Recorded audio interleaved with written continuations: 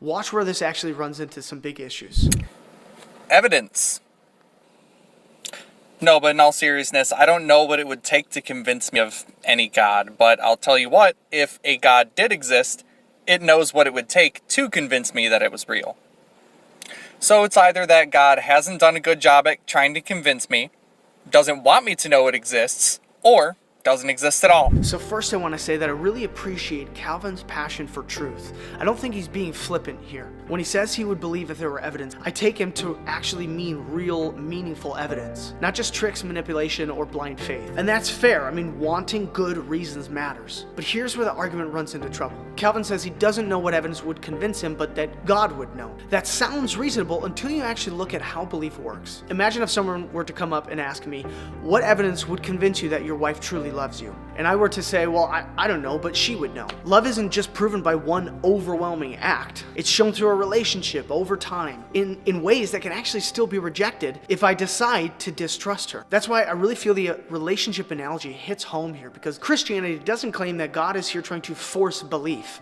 He's here in asking and offering a relationship. And relationships require sufficient evidence, but not evidence that is coercive. Because if Calvin doesn't know what he's looking for, how is he going to even know when he sees it? It would almost imply that God would have to do some overwhelming act that could potentially override his own free will, the ability to reject God if he doesn't want anything to do with him. And think about this, we even see this outside of religion. Look at the flat earth community. I mean, even more recently, there was several of the big flat earth YouTubers were flown to Antarctica to see the 24-hour sun. Some of them caved on it, but there were a lot of their followers, a lot of other YouTubers, even given the direct evidence from people in their camp, they still chose to reject that the earth is round. So the issue obviously isn't having the right types of evidence, but it's the willingness to even address and recognize the evidence that has been given in the first place. Because none of us come at this discussion completely rationally. There's no human being in the world that will address every question in life